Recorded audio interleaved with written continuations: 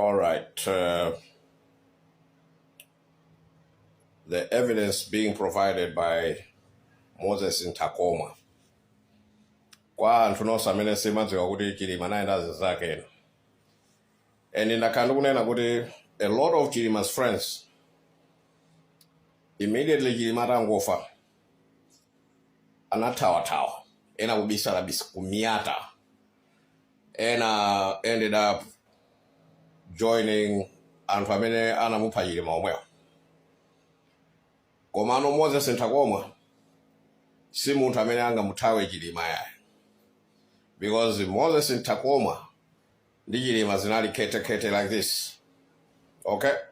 Chilima trusted Moses Nthakomwa, and I can assure you kuti information imene Moses Nthakomwa apereke ukuku, it's valid information. Wabudula kale mphika. Now Moses, I'm sorry to say this, but allow me to speak, okay? You're a big brother. But let me say this. Moses has said, and to Major General Sonti as well, I have to apologize for what I'm going to say because you are my elders. I respect you guys, but I'm going to say this, okay? Moses has informed the committee that he received a call in the evening after the military, the Malawi government, MCP, after they had lied to Malawians that we are calling off the search because we could quit him, all the story. That's why Nukuzanudi Chilima napedwa. Because the contradictions are too many. You cannot have a straightforward case in this situation. Now, Moses is informing the committee. He has informed the committee. Wanena kuti atachoka ku nyumba kwa mere anapita ku nyumba kwake. But because he had no transport, anauza nandi, I think it was Juliana Kantukule or someone who took him home. But when he got home, he received a call. Siku limene kunamveka kuti ndege yasowa. He received a call in the evening from former Major General retired Johnny Sonti. Now, people who know Johnny Sonti is one of the most admirable generals in Malawi, former generals. Tikamanena kuti ifeyo military yathu, kunali military yoti timaipa Salem, inali yachina Major General Sonti. And if Major General Sonti says something, akulu, pamene bobo, it changes everything. Munivese sema mene. Major General Sonti ngadana nena kuti Moses pepani pa imfa ya Zanu. Ndegeja yapezeka inaomba ntengo ndikupanga glide anthu ose afa. Siku lomwelo limene ndege inali considered missing. Ndikuze nakula ku Major General Sonti ma architects a operation bwezani, ma architects a democracy yathu yapanopa. Si anthu wamba yaye, si anthu otamango yankhula yaye.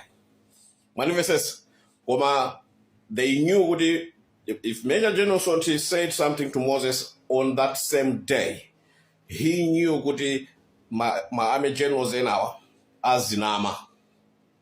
Then he wanted to preempt it.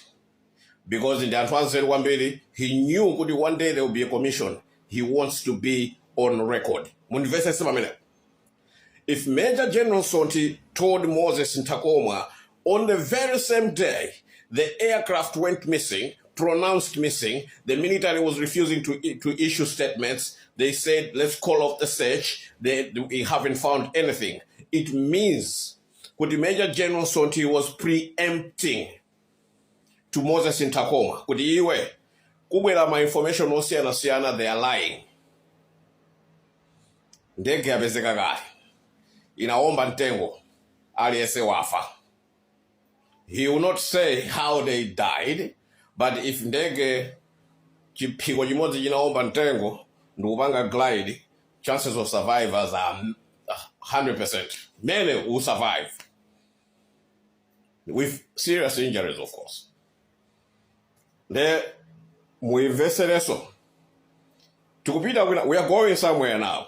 Zose zijazaki na dani wali what we are going to do is to make sure that Malawi knows kuti Dani Kuwali lied a lot. Dani Kuwali was trying to hide something, was masking something, was hiding the real agenda. Yeuja, he knew everything. So, listen to this situation right now with Moses Nthakomwa. But as it stands right now, if Major General Sonte said to Moses Nthakomwa on the very same night, Kudindega Ombantengo Yabanga glide and who afa.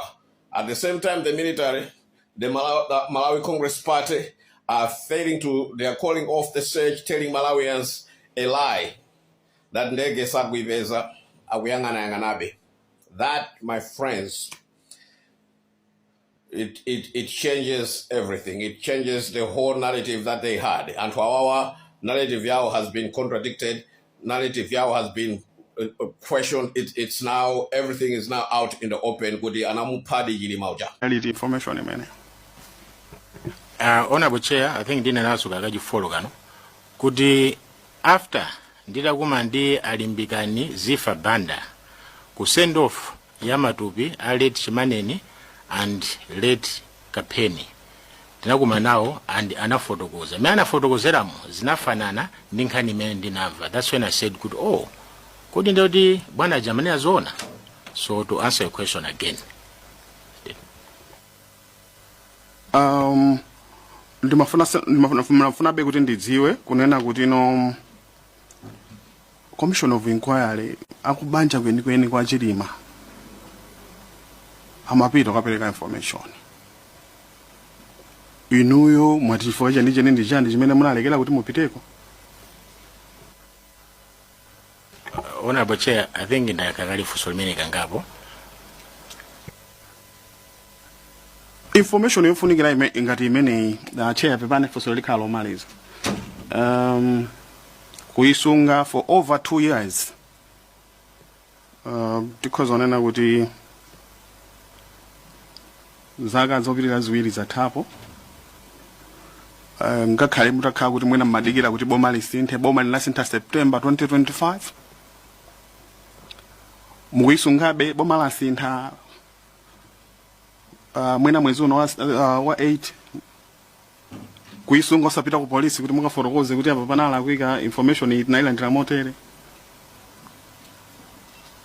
Titati tinene kuti inuyo ndamene munabisa information yofunikira imene kanathandiza kuti ndege ipezeke msanga ndipo munalakwitsa banja la Chilima komanso mabanja ena onse amene anali involved munalakwira ifa munasunga information yofunikira kwambiri kungoyisunga kumtima for 2 years. Inu mukhozonena kuti chani? Ndito ne si John Abuchea. Ya mafuzanga na mene. Ilonge mude? Chair, mafuso ndo chepa ifajo dizambiri za fusidwa kale. Koma ndi mafuna ndi ngomva Bambo Nthakomwa kuti nthawi imene tinamva kuti apolisi apanga call off search dalengezedwa. Of course ena anatiuza kuti ayi ACID ndiye anapitiriza abe. Inu munamva kuti apolisi apanga call off search usiku umeneocha?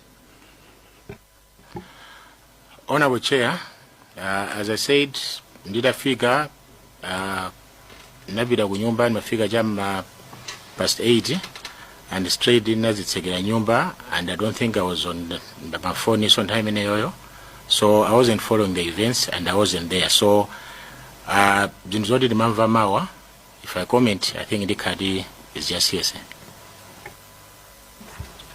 Chabwino akondwani banda assistant superintendent kondwani banda atakuuzani nkhani iyo inuyo nkuona nkupanga dilinki nkuona kuti ndizoona zijama nduza Major General Nsonti munapanga ko share ndakondwani bandawo as you were discussing ndakondwani banda kuti ineso tuzimenezana nduza Nsonti. Did you share with him kabena yai?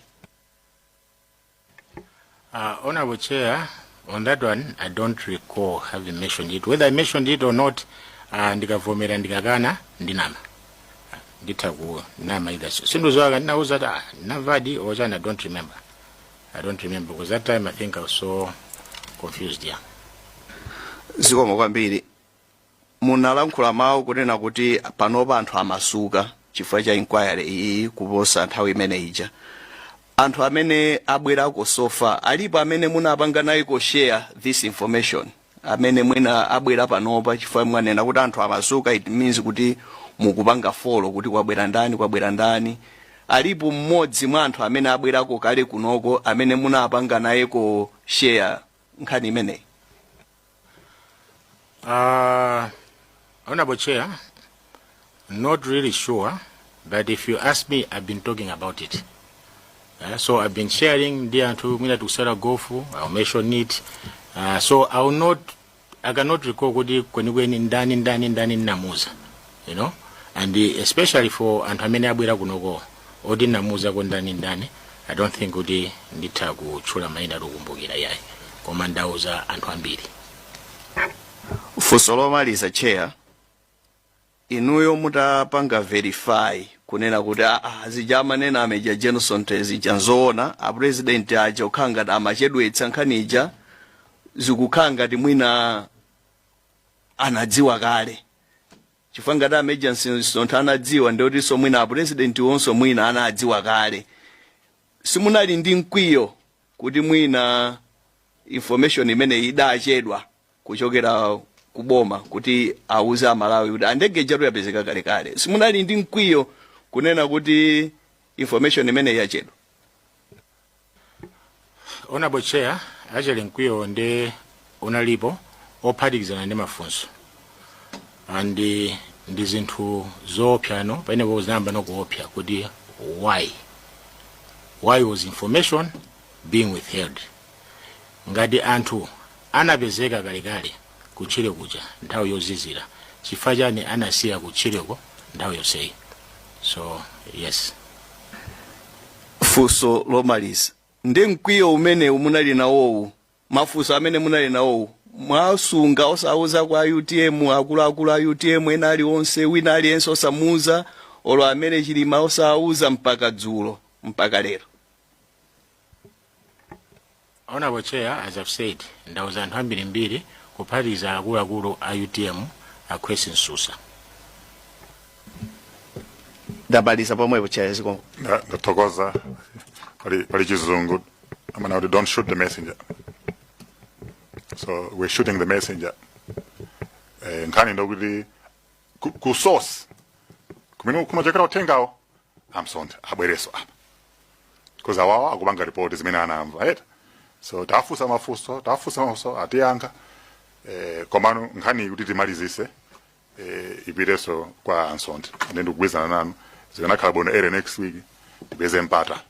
Okay, entire plenary card zabanga excuse is very important. Mani besesa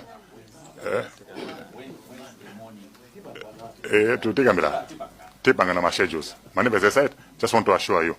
Okay. There's Mayani. Aliposo wina ngadamena fana this? Yes, I have one. Okay, and Mulanje North. Nthakomwa musatope. Ndikuziwa atamba 9 o'clock. Kama information imene mwabweresa is a major twist. So, and muna afuna be abange validate. So, try and bear with us. Zikomo kwambiri Chair kuti mwalolaso anthu akudedza Mayani kuti afuseso mafuso ena. Bwana Nthakomwa, ineyo ndikubwerera pa masiku anu akubwera aja zina zonikanga ndikubwereza, so bear with me just a bit. Ndingofuna I should put the things very clear. Munafika ku airport ndi munaimbira mai Mtukule kuti aza kutengeni ndi choncho? Honorable Chair, si choncho.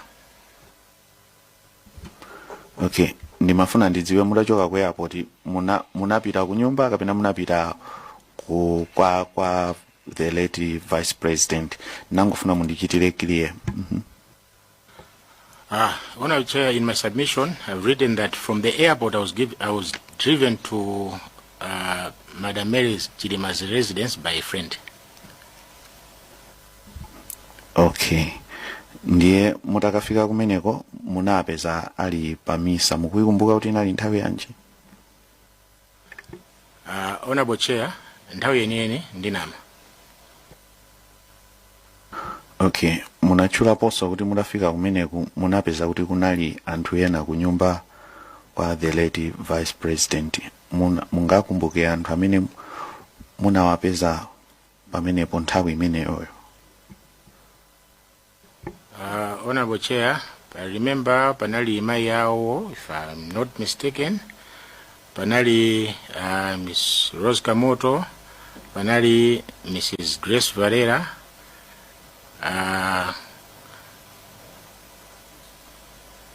later on panazatulukira Bishop Ntumbuka anazabwera, I think later on. Koma otherwise amendukumbuki, I think ndamenewo. Okay, alipo akuluakulu ena aliwonse aboma kaya nduna kaya chani amene munawapeza nthawi imene ulendo wanu oyamba kufika? Honorable Chair, panalibe nthawi imene. Okay, ku nyumba kumene kwa the late Vice President munachoka kwa nthawi ya? Honorable Chair, nthawi yeniyeniso nditha kunama chifukwa chokuti nditatuluka mene mwadandipasa lift Gloria Ntukule timacheza ngalimoto, even tidafika pa car park kunyumba kwanga tinakhala ngalimoto pang'ono tukamba za incident imene yachitikayo. So nthawi yeniyeni kuti ndatuluka nthawi yanje ndithaso kunama. Mufuna kutsimikiza kuti foni ya Ansonti inakupezani muli kunyumba kwanu kapena muli kwa VP? Honorable Chair, pamenepo nditha kutsimikiza kuti inandipeza ndili kunyumba kwanga.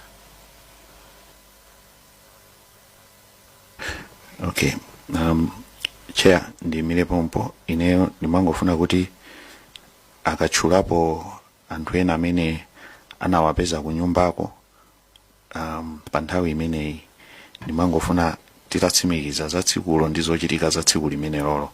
Cholinga ndikungofuna ndidziwe kuti mafoniwo ndi zinazo ndi mayimbidwe ndi zochitikazo kuti zimalumikizana bwanji.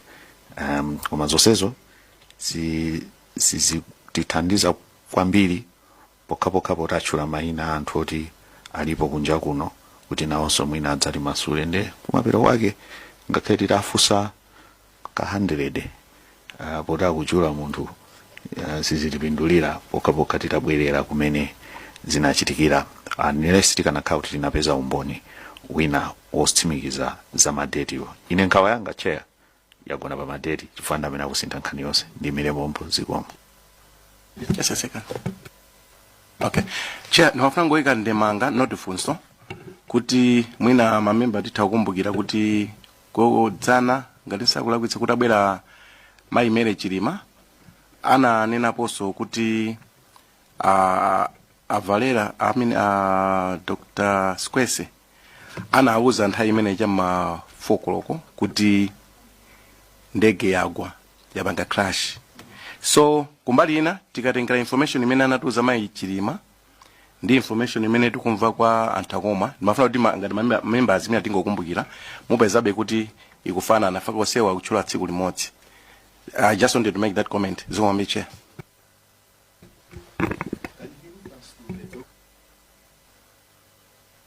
Yeah, there's a report you asked a question.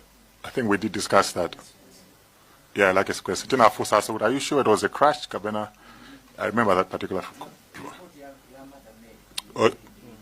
Madam Mary. Yeah. Yes, Madam Mary, sorry. You recall report Madam Mary. I think it's Mafuso. So, yeah. But that's for us to discuss as a committee, not in the presence of the witness. So I want to dispense the witness. Are there any further questions? Yeah, Mulanje North. Yeah, mafuso awiri mukufusidwa kuna kudi why now mwanazanka udako mapanopa anthu amasuka ndiye mwina nchifake mwina pakumabwera information ina mafuna kuti mungojilongosolera kapena kutambasula kuti mathandoza yani kuti apanopa anthu amasuka. I think nditango yankha ndi example ngozi ya mai lapugeni. If you remember, anabweza mwina ka 5 kunena kuti I try to explain koma ndi madulidwa, if you remember. So I think izinthu ngazimezozo zitha kuonesana kuti anthu samakhala even during the presenting their evidence samakhala umasuka ya. Funso lina ndithu nabwezedwa kambiri onera kuti munamva information 19/8 from Major General so amene ana retired Major General. At the same time panaliso information imene anapanga confirm then the president unaya kuti ndege sinapezeke. Demafusidwa kwambiri kuti bwanji sima ino nchifanyani munasankha ku khulupirira information imene anapeleka a president at the material time. Honorable Chair, I think imene ndakakalika ngaposo kunena kuti I did not see the reason why, if it was being, that information was being withheld, why was it being withheld? So I had no reason to doubt the president.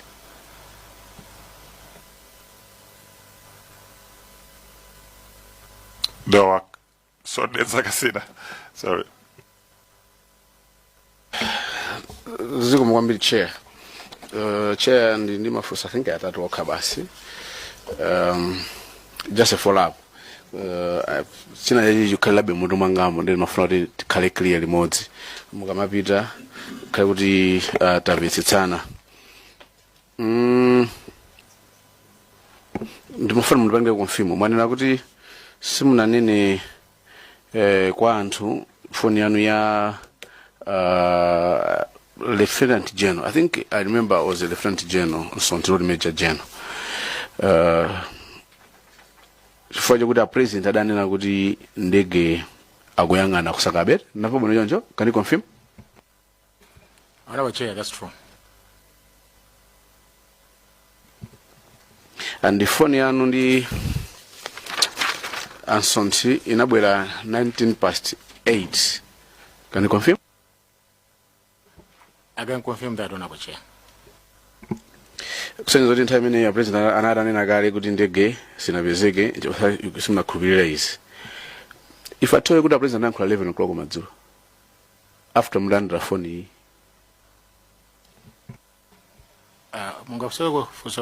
Can you repeat the question? Munapanga confirm kuti chifukwa chimene simunawuzire anthu chifukwa choti a president anadanena kuti ndege akufufuzabe mwapanga confirm. Mwapangaso confirm kuti munayankhula ndi Ansonti 19/8. Mwapangaso confirm si choncho? Yes, Honorable Chair. Ndendo ndena kuti nanga munthu atabwera nkukuzana kuti a president mina mayankhula nkhani imene mwanena kuti munakhulupirira president malo mwa Ansonti. Choyambirira chinali kulandira phone a president anayankhula past 11. Chifukwa ma submissions I was checking chair my record ikuoneka nthawi iyi anali pa emergency cabinet and the address was around 10:11. The president makhulupirira utenga usiyana ndi ina decentization chimene. Honorable Chair, a president adayankhula bwana yankhula kuti chani? Nkhani yanga ndoti mfa mundiyankhe. A president adayankhula nthawi yanji? Honorable Chair, at that point the president sana nene so kuti ndege chapezeka. Unless ine sinamve. Munavomera bwino lomwe kuti a president anena kuti akuyang'ana abe ndege pateni si choncho? That is true, Honorable Chair. A president mina manena utenga kuti ndege akuyang'ana abe ina nthawi zanji pateni?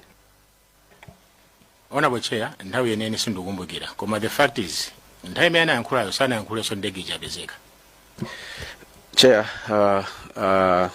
Podimboni Underworthy, I think that's it for noting. Presentation ya Samson Ngutwa, presentation ya as a cabinet clerk, Igulongo Solabomwe, presentation ya Ahali Nkandawire then as a Minister of Defense, and I think ya Secretary to the President and Cabinet, Madam Zamba. Commerce, I think the media team here to parliamentary TV would help us to get the time of the address here, President, because the witness is saying kuti phone ya 19 pa state mine ada vasana banga share one for them akubi lazima na President. Come this time my President sana yankula another yankula pas 11. So that is for noting. Apart from Wansusa, you repeatedly saying kuti munauza anthu angapo mukamaswera gofo ndizina zetolozo. Chair, I wanted to through you muna mudatuza kwa anthu awiri atatu ame munauza ame ngakumbukire kupatulapo Asusa.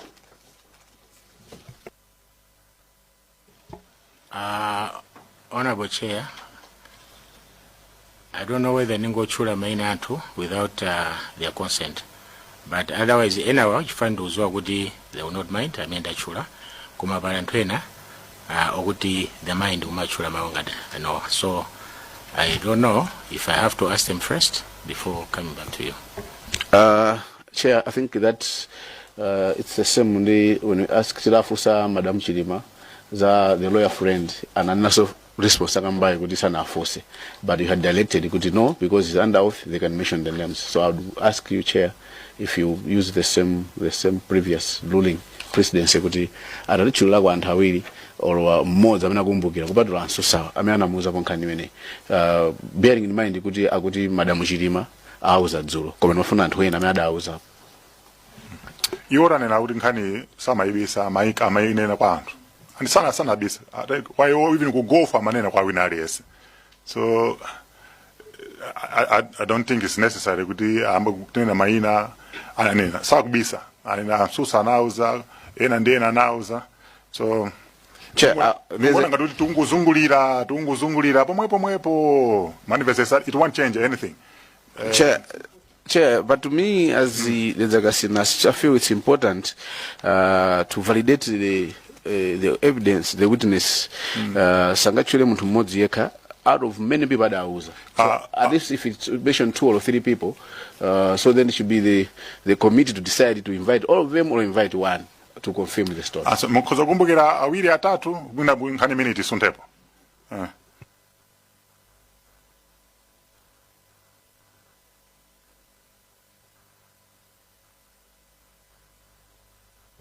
Honorable Chair, honestly, ndukumbukira ndithu angapo koma I am not comfortable. I think it's me who's under oath. It's not them. So I think kuti ningo achula anthu without their consent. Ena usewa ngaben machula Captain Masa called him. Kuti chief, tupida kuku, I'll have to mention your name. I'll have to mention your name. You know. So I think maybe they can do what I will because it's me under oath, not them. Chair, I'm still not convinced because the witness is under oath to say the information and give us all information, and I think that's why the summons under the standing orders we gave him to come and testify. It doesn't mean good to ngati mudauza, and I would want you to mention 2 or 3. I will still insist. I want names apart from Asusa. Honorable Chair, I mentioned this to my friend Franklin Varo. I mentioned to Council Chugamware. I've mentioned this to, there are a lot. I've mentioned it to. Thank you so much. Then that answers and settles the issue, Chair. Very lastly, just to confirm, Madam Chilima, Mauza Zulu, that I confirm. Chair, while we are winding up, if it's possible, I might some phone numbers, phone number yao, but the conversation is so yao on the Sontimana Kwanaso Zulu to confirm validate good Zabura Kuno, and if possible, Chair, through you, if you can have the itinerary hour in South Africa, it's also very important to validate the issues. I submit, Chair. Mwanza Central. Thank you very much, Chair. Ndimafuna ningo chita verify the information yonena kuti a president kapena kuti boma likunena kuti likusaka ndege. Mwina musanafike kapena mutafika munamvapo kuti kunali ma press briefing ena ochokera ku boma?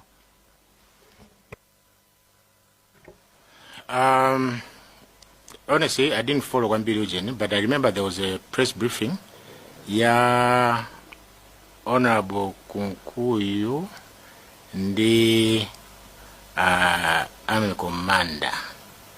That I remember, yeah. Zikoma kwambiri. Mwina tikhoza nena kuti zimenezo zimene zimakupangitsani kuti boma pa nthawi limenelo zimene limadziwa ndi zimene amanena Kunkuyu ndi Army Commander. Of course, they are representing Eugene, Honorable Chair.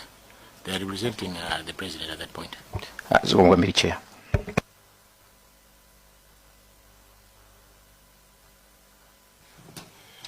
Yep. Chair, zikoma kwambiri. Press conference inachilika ya General Valentino mene mwayankhayo ndi Akunkuyu. Mukumbukira inachilika tsiku lati?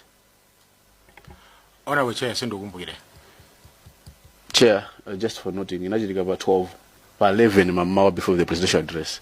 Phone yaso nthandandira kale pa 10. It was in the morning 9 o'clock at COI. Okay. Honorable Chair, just to note, what I've said is, at that point, the President had not announced when ndege yapezeka. So, Zakunkuyu zaujeni zungo bwera pano. I think it's not changing nkhani nini mini munabweresa panopa. Yeah, ndi nkhani oti tiona tilondoloze. Zina zikozo magamba chan kuma iwo abweresa nkhani imene ili achilendo ku inquiry ino. Okay, and makumvetserani. Chifukwa kuli ma witness ena amene mwina ine information ina azibanga mantha. Kuda ndikapera meyo ndi information yatsopano. Kuma iniyo malimbantima kuzafotokoza information under oath. So ndino munthu olimba mtima. Is there any other final question to Marizisa? Chairperson, zikoma kwambiri. Nthakomwa ndimati ndikuthokozeni malo mwa anthu akuzomba City South constituency. Mujana nene naso adeza mayani kuti nawonso akondwa kwambiri kuti mwatibwesera uthenga umenewo.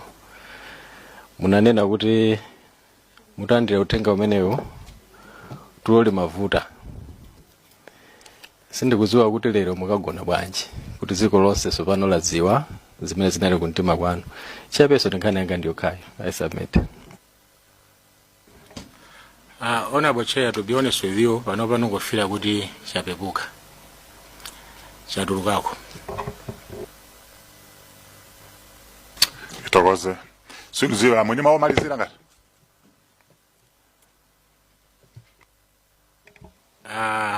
Not really, Honorable Chair, but I think just to thank you. I think for the good work that you're doing, and wishing you all the best as we try to get to the bottom of what happened. And also to say that Saulos was a very good man. He was a patriot, and he was very passionate about this country. And for him to go like that, I don't think it was good. Indeed. I hope you get to the bottom of this. Thank you so much, Chair. No, ndathokoza kwambiri. Nena moja kuti yambirira abweresa nkhani yachilendo. So mwatitsegula maso ambiri teni mafunso ambiri kuti tikana kuti tilondoloze. Tikufunana ulendo wabwino. You may take leave. Thank you. The